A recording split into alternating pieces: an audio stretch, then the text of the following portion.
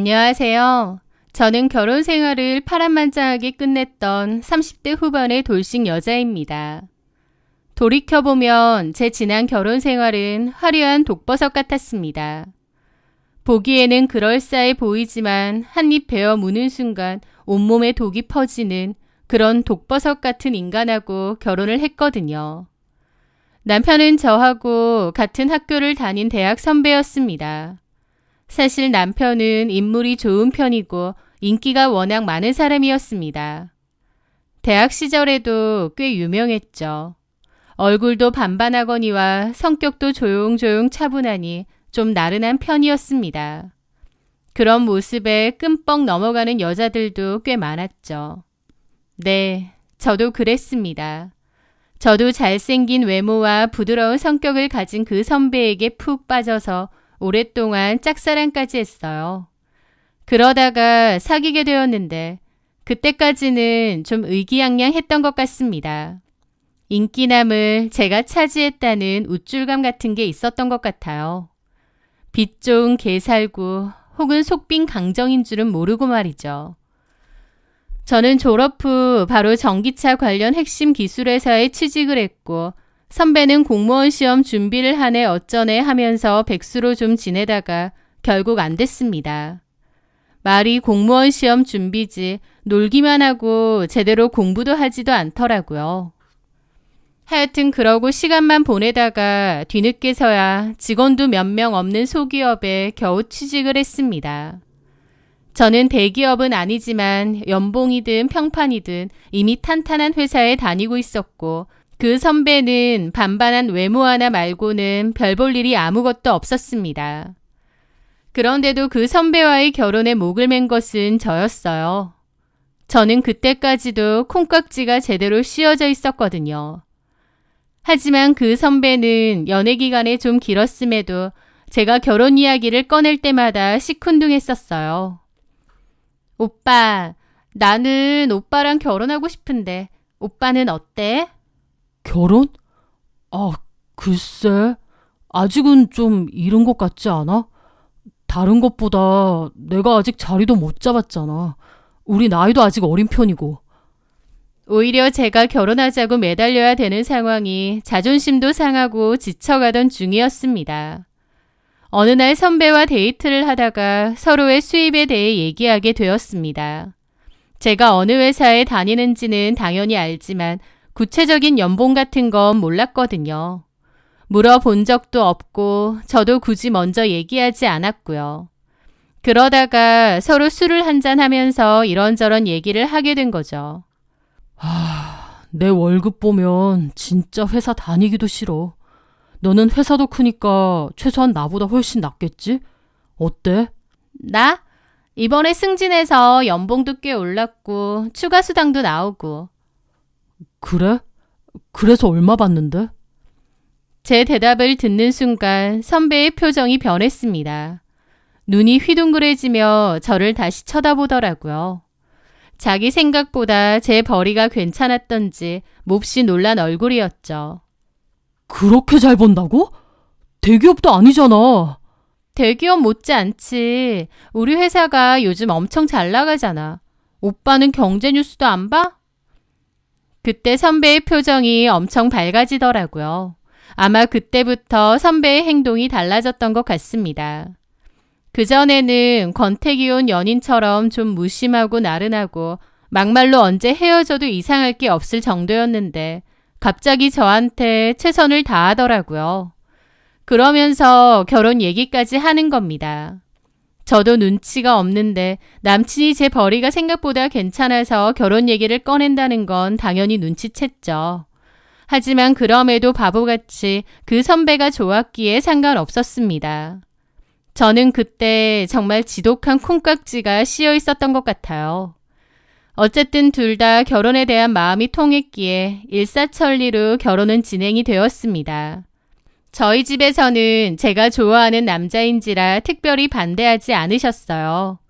다만 좀 걸리는 건 남친 부모님이 홀어머니라는 사실이었습니다. 남친은 어렸을 때 아버지가 돌아가시고 홀어머니 밑에서 외아들로 자랐다고 하더라고요. 처음에는 이런 사정을 듣고 저희 부모님도 조금 걱정하시고 저도 그랬습니다. 사실 홀어머니의 외아들이라 하면 이미지가 좀 그렇잖아요. 시집살이도 심할 것 같고요. 하지만 막상 시어머니를 만나 뵙고 나니 굉장히 쿨하신 스타일 같더라고요. 너네끼리 알아서 살아라 하시는 스타일이었죠. 그래서 마음을 놓았습니다. 그렇게 결혼 준비를 하는데 결혼을 2주 앞두었을 때 그 문제가 터졌습니다. 그날은 선배가 제 차에 핸드폰을 놓고 갔더군요. 핸드폰을 찾을까봐 어머님께 연락을 드려놓고 무심코 선배의 핸드폰을 보았는데요. 비밀번호로 잠겨 있더라고요. 그 비밀번호 잠금 화면을 본 순간 갑자기 궁금해졌습니다. 제 기억에 원래 잠금이 있는 핸드폰이 아니었던 것 같은데 왜 갑자기 잠금을 해놨는지 의심스러워진 거죠. 저희는 오래 만났었고 아이디나 비밀번호 같은 것도 서로 대충 알고 있었거든요. 그래서 익숙한 번호 몇 개를 쳐보니까 하나가 맞아 떨어지더라고요.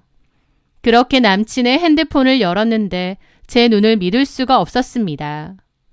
남친이 어떤 여자와 연락을 주고받으면서 연애질을 하고 있었던 거예요. 결혼을 2주 앞두고 있는 그 시점까지요.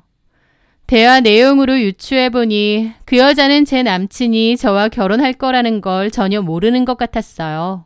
그러니까 남친이 의도적으로 속인 거죠. 부들부들 떨면서 핸드폰을 한참을 들여다봤습니다. 그 여자랑 실제로 만나서 찍은 사진들도 있었죠. 둘 사이는 참 다정해 보였고요.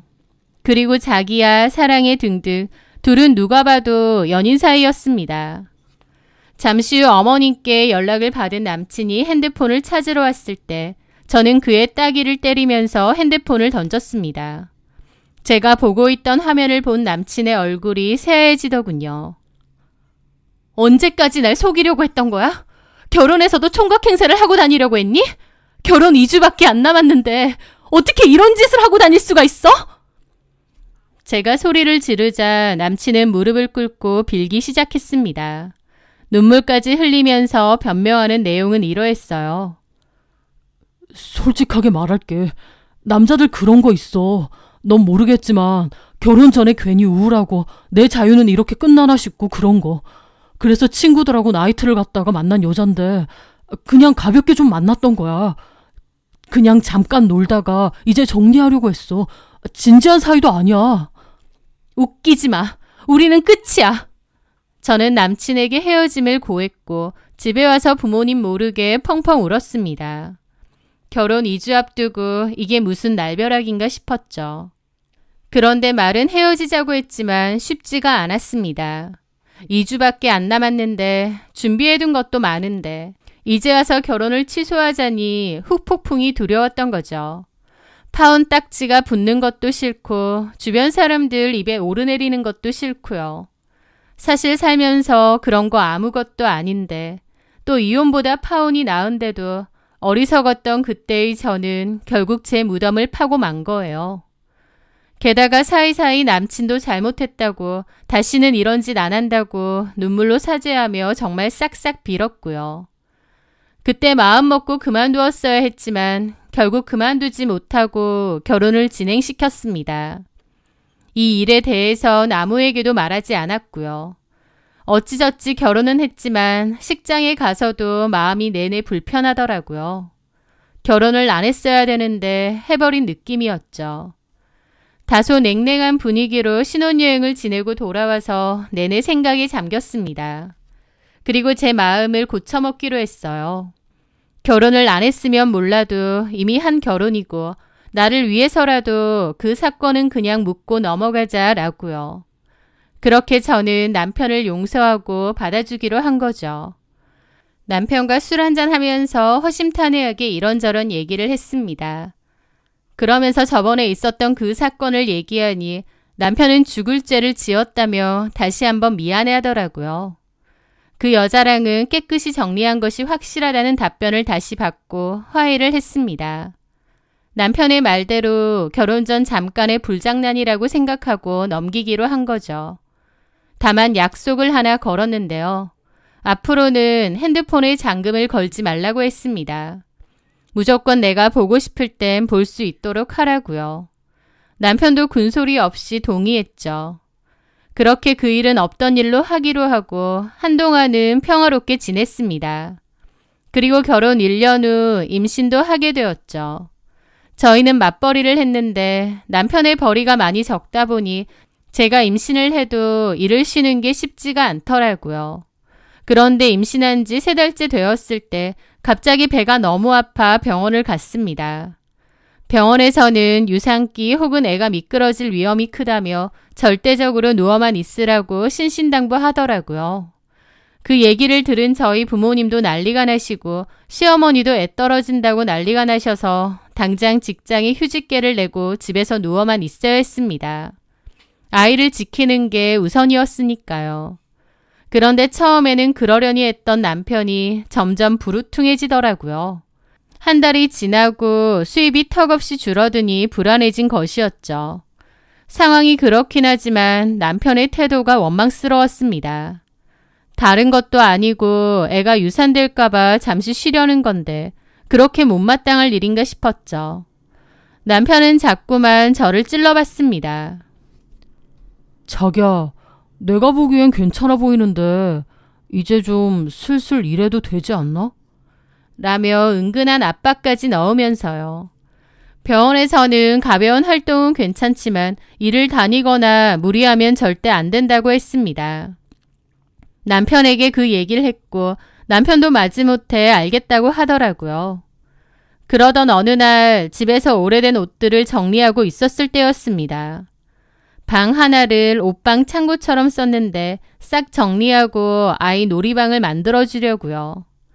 그렇게 남편의 낡은 코트 몇 벌을 꺼내서 버리려는데 코트 주머니가 불룩하더라고요. 그래서 주머니를 뒤졌는데 뜬금없이 핸드폰이 나왔습니다.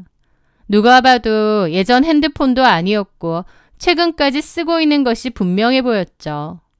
그걸 발견한 순간 제 의지와는 상관없이 손이 덜덜 떨렸습니다.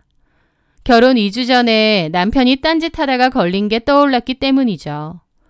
떨리는 손으로 그 세컨핸드 폰을 켜보았는데 저는 다시 좌절할 수밖에 없었습니다. 역시 그 핸드폰으로 남편은 다른 여자들과 놀아나고 있었거든요. 그러니까 원래 핸드폰은 제가 감시하니 아무것도 하지 않고 깨끗한 상태로 놔둔 거고 바람 피우는 용도의 핸드폰이 하나 더 있는 겁니다. 이렇게 부지런하고 정성스럽게 딴짓을 한다뇨. 진짜 미친 것 같았죠. 이 정도면 그냥 여자 밝히는 수준이 아니라 병인 겁니다. 지독한 배신감에 눈물이 펑펑 났습니다. 임신까지 한 아내를 두고 어쩜 이럴 수가 있는지, 게다가 한번 걸려서 그렇게 빌어놓고 어떻게 또 이러는지, 심지어 충동적인 것도 아니고 이렇게 계획적으로 바람을 핀다니요. 남편이 죽도록 밉고 원망스러웠습니다. 결혼 전 사람들 눈이 무서워 파혼 생각을 못했던 저지만 그때는 도저히 못 참겠더라고요.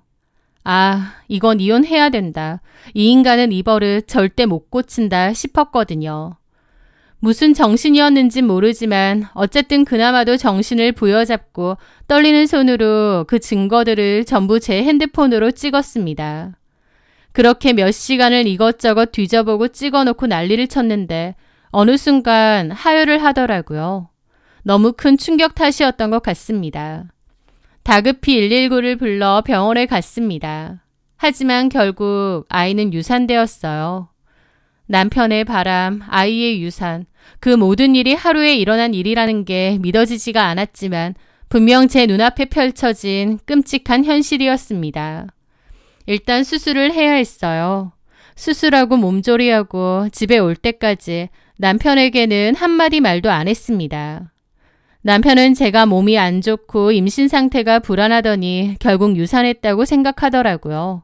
지 때문이라고 생각 못하고요. 아이가 유산되었는데도 애 아빠로서 상심하는 모습이 없었기에 더욱 화가 났습니다. 저는 이를 바득바득 갈며 참다가 집으로 태어나는 날 화가 터졌습니다. 남편의 바람을 추궁하고 숨겨둔 핸드폰도 전부 봤다고 말했죠. 남편은 이번에도 빌기 시작했어요. 미안해. 안 그래야지 하면서도 어쩔 수 없이 그렇게 됐어. 어쩔 수가 없다고? 누가 당신 목에 칼 대고 바람피라고 협박이라도 했니? 핸드폰까지 하나 더 개통하면서 바람핀 주제에 어쩔 수가 없다고? 당신은 진짜 답이 없구나. 이번에는 저도 참을 수가 없었죠. 저는 당장에 전화를 걸어 시댁으로 간다고 얘기하고 남편과 함께 어머님을 찾아갔어요. 어머님은 유산하고 몸조리 해야 할 제가 오니 뭔 일이 있기는 있나 보다 짐작은 하신 것 같았습니다. 저는 어머님께 그동안 남편이 저질렀던 짓을 모두 얘기했습니다. 어머님도 아셔야 할 일이라고 생각했어요. 결혼 전 바람부터 시작해서 임신 중에도 다른 여자랑 놀아나면서 무려 핸드폰을 2개씩이나 갖고 다녔던 것 전부 얘기했습니다.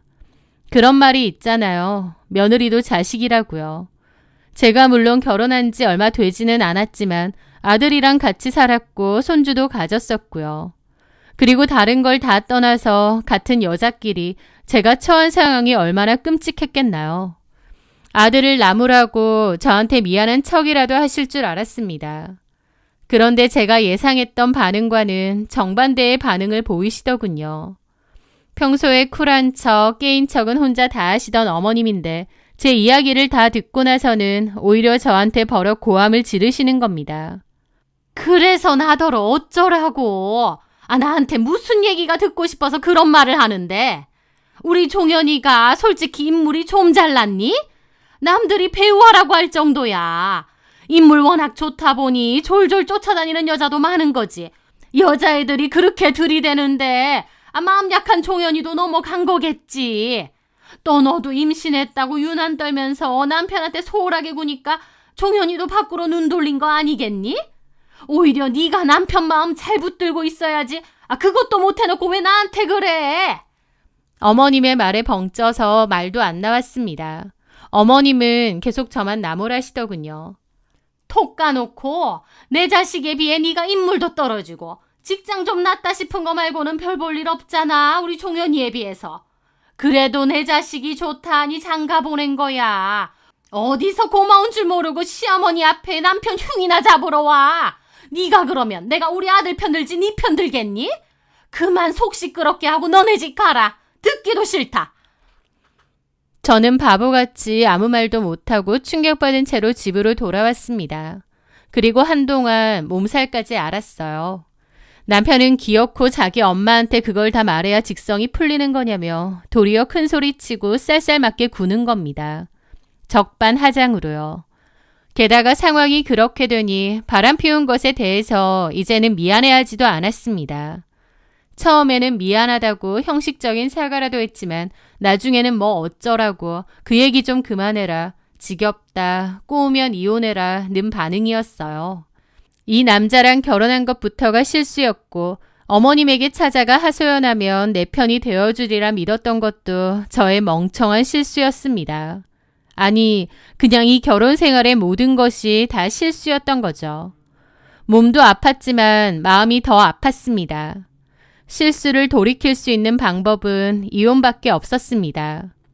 저는 휴직을 했던 회사에 복직을 했고 회사를 다니면서 차근차근 이혼 준비를 시작했습니다.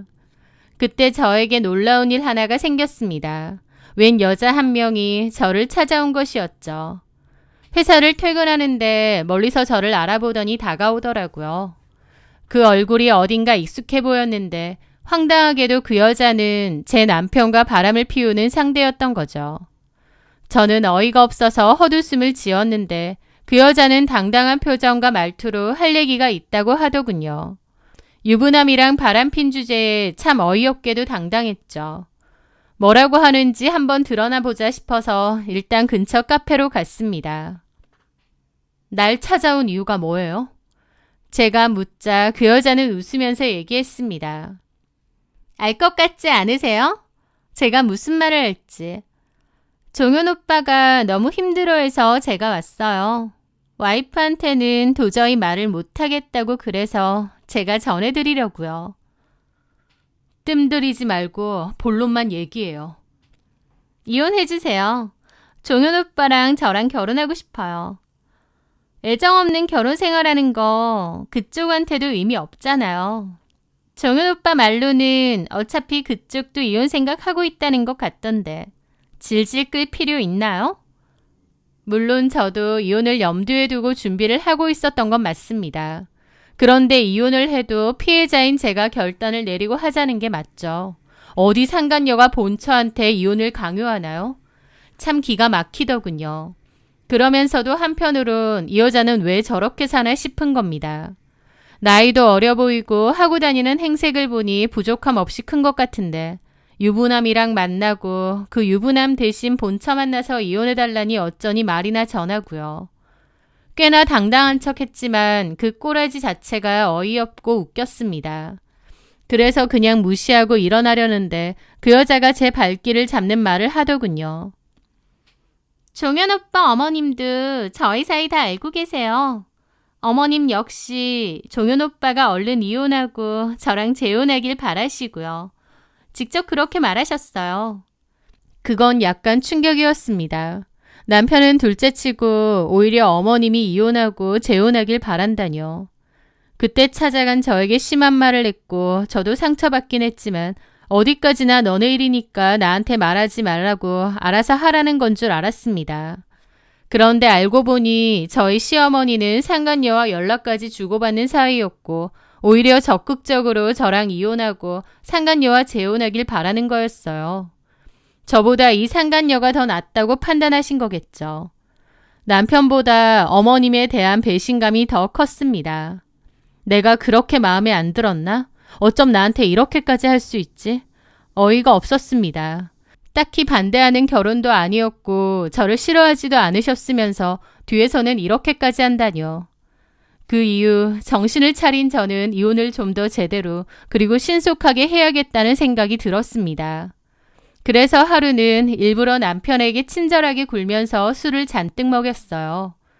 비록 사이가 나빠질 대로 나빠졌지만 제가 평소와 달리 잘해주니까 기분은 좋은지 술을 곧잘 받아먹더라고요. 그렇게 만취한 남편의 핸드폰을 뒤져봤습니다.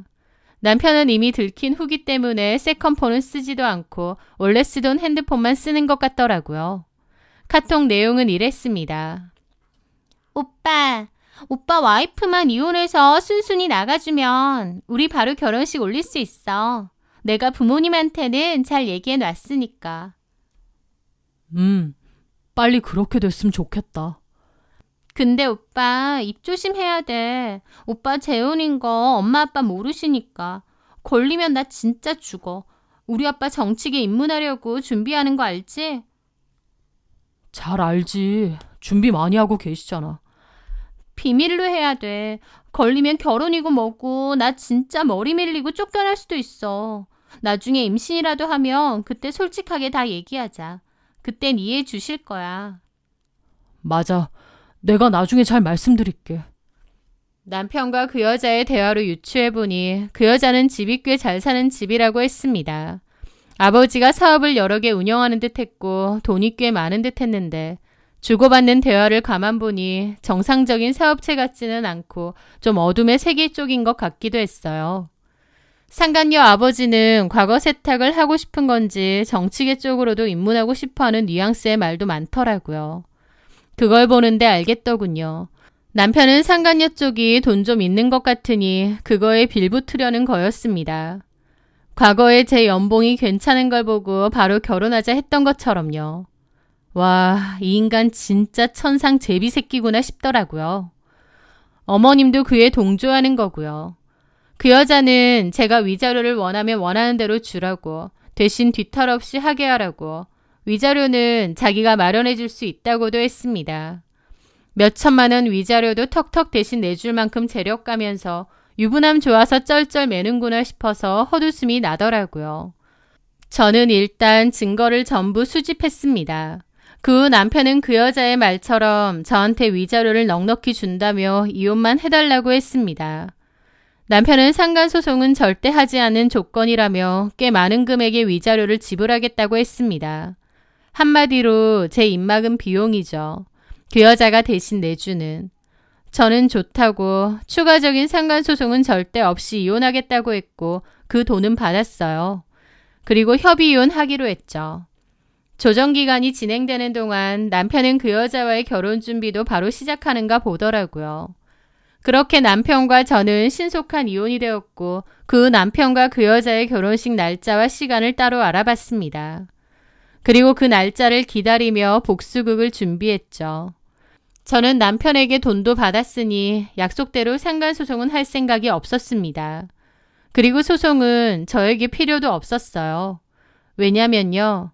저는 소송 없이 직접 다이렉트로 알려줄 생각이었거든요.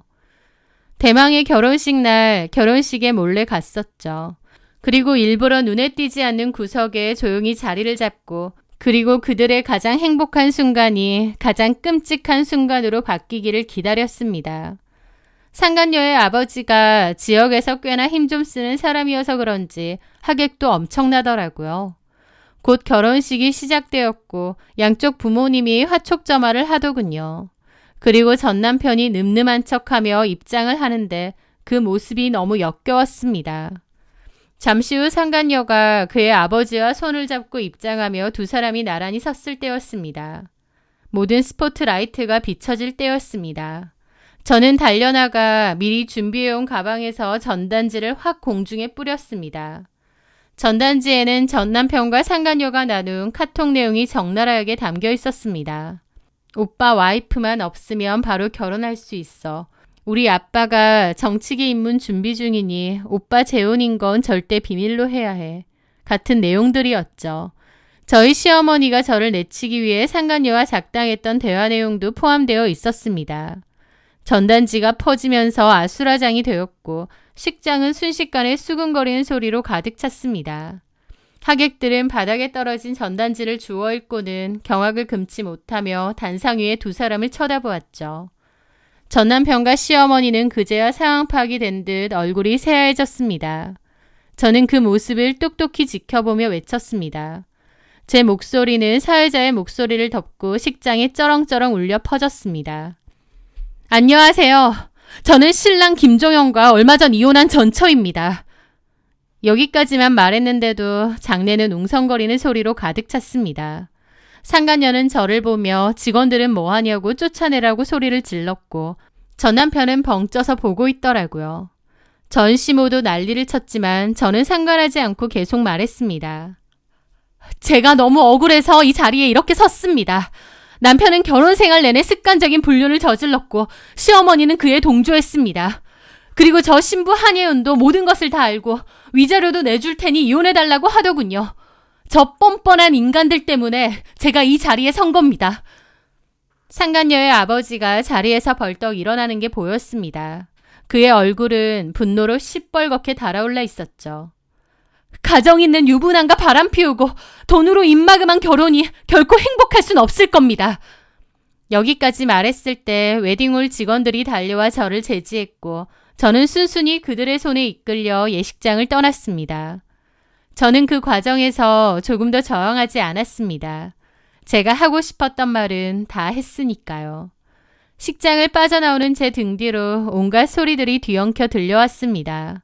상간녀의 아버지가 고함을 지르는 소리, 상간녀 쪽 어머니가 땅을 치고 우는 소리, 하객들이 경악하며 웅성거리는 소리와 모든 것이 끝났음을 직감한 전 남편의 공허한 비명까지도요. 저는 그 모든 소리를 뒤로하고 미리 시동을 걸어둔 제 차에 올라탔습니다. 손이 벌벌 떨려오더라고요. 하지만 속은 후련했습니다. 뒷감당은 모르겠고 일단 그렇게 해야 제가 살겠더라고요. 그렇게 저는 그 결혼식장을 빠져나왔습니다. 그렇게 전 남편의 결혼식이 파토나고 얼마 뒤 전화 한 통이 걸려왔습니다. 전 시모였는데 악을 쓰더라고요. 너 진짜 미쳤니? 미치려면 곱게 혼자 미칠 것이지 뭐 하는 짓이야. 네가 우리 아들 인생 망쳐놨어. 너 때문에. 어떻게 이런 짓을 벌이니? 착각하지 마세요. 제가 망쳤다뇨. 어머님 아들이 다 자초한 일입니다. 시끄러워. 걔네 아비가 어떤 사람인 줄 알아? 자기 개망신 줬다고 우리 아들 사람 시켜서 반쯤 죽여놨다고.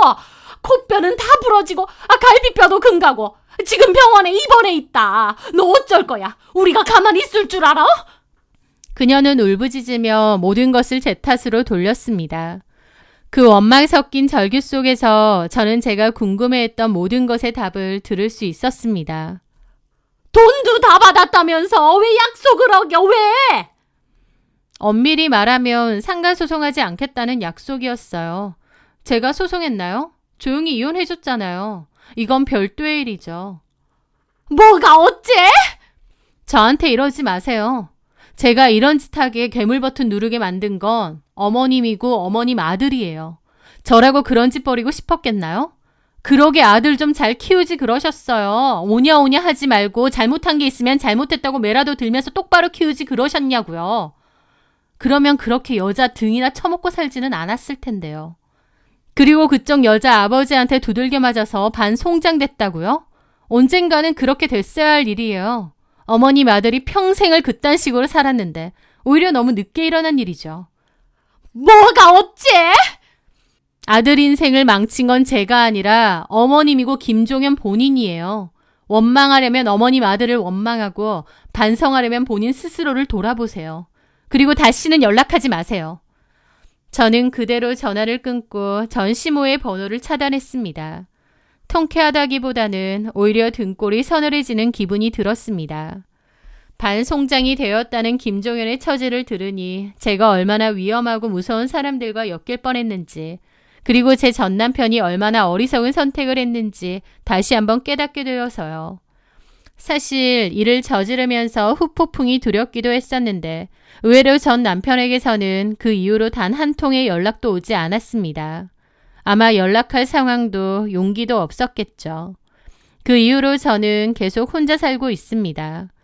그 일이 있었다는 것도 시간이 좀 지난 일이 되었고 지금은 다 잊고 평화롭게 살고 있어요. 저는 다시 제 일에 몰두하며 살고 있습니다. 그리고 최근에는 썸 타는 남자도 생겼는데 그렇다곤 해도 2번 결혼까진 굳이 하고 싶진 않아요.